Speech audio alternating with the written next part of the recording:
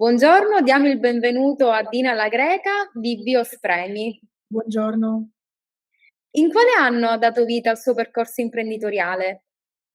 Allora, come, anno di fondazione della startup, appunto la nostra è una impresa che è nata come startup innovativa, è il 2017, in occasione della vincita di un importante premio che è il premio Marzotto, un famoso premio imprenditoriale per le aziende nascenti. In realtà poi invece l'idea e i primi sviluppi risalgono al 2010. Mh-mh. E nello specifico la vostra idea imprenditoriale com'è nata? È nata da un'idea di mio padre che, ha fondato, ormai oltre 30 anni fa, un frantoio a Nicosia in provincia di Enna, un frantoio oleario che ha voluto poi nel tempo con delle sue appunto idee, legate anche alla sua professione di meccanico, perché si occupava di, movimento terra, quindi mezzi d'opera, ha unito le 2 competenze, quindi del frantoiano e meccanico, andando ad implementare quello che è il sistema di estrazione olearia per pressione, che ad oggi è accantonato, quasi portato diciamo ad esaurimento delle ultime macchine presenti nel territorio italiano. Sostanzialmente ha voluto migliorare il sistema a pressione, epurandolo soprattutto di due dei maggiori difetti che appunto l'hanno portato a essere, diciamo, quindi allontanato dalla innovazione. Prima di tutto i filtri, che vengono chiamati fiscoli, che sono sostanzialmente dei filtri che vanno ad usura, quindi anche a livello economico sono dispendiosi per l'utilizzatore frantoiano, e l'utilizzo della manodopera che era un tempo eccessiva di questo metodo, e quindi utilizzando la sua intuizione e formando dei veri e propri, costruendo dei veri e propri prototipi con le sue mani, ha fatto quella che è stata la prima macchina biospremi senza filtri e senza l'utilizzo di manodopera ad alto numero. Sostanzialmente un operatore bastava per una macchina. Bene. E in che modo riuscite a promuovere questo prodotto nel mercato?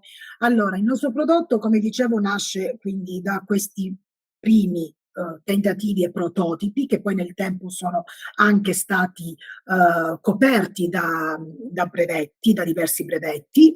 Nel contempo, come dicevo, essendoci inseriti nel filone delle start-up grazie alla vincita del premio Marzotto, abbiamo avuto l'opportunità di partecipare a tante, manifestazioni per start-up e, imprese poi crescendo, un po' in giro per l'Europa e non solo.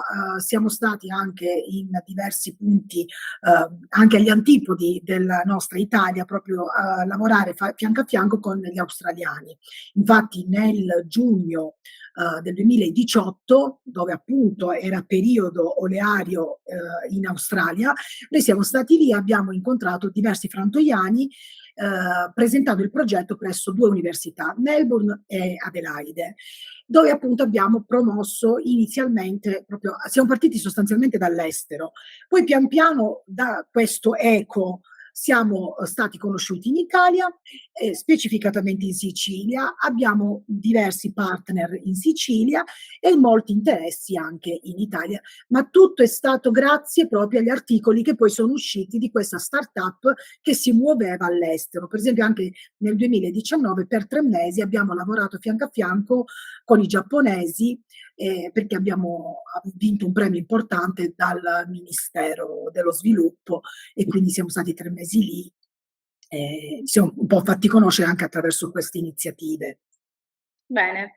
Quali sono le sfide che la vostra azienda deve affrontare ogni giorno? Allora, le sfide sono di doppia natura. Prima di tutto sicuramente la sfida quella della gestione di un'azienda in un territorio che chiaramente tante volte, diciamo, non ha il comparto, diciamo completo per portare avanti idee ambiziose come quella di Biospremi. E certamente dal lato invece interno alla nostra attività e quindi al nostro settore, oleario intendo, quello di abbandonare un settore che ormai è più consolidato come quello della centrifuga, cioè quindi l'estrazione al momento principe del nostro settore è l'estrazione dell'olio d'oliva per centrifuga. Il frantoiano che utilizza le centrifughe chiaramente oggi si attesta su questa tecnologia, quindi passare all'innovazione, ma come in tutti i campi ho visto poi, è un pochino più frenante, proprio perché ci si attesta su una tecnologia che già si conosce e di conseguenza la sfida nostra è questa, presentarci come un'alternativa valida. Certo. Adesso l'ultima domanda. Quale consiglio si sente di dare a un giovane imprenditore che si sta affacciando nel mondo del lavoro?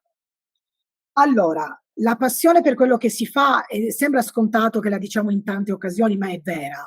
La passione oggi la porto avanti io di questo progetto perché mio papà purtroppo è scomparso nel 2023.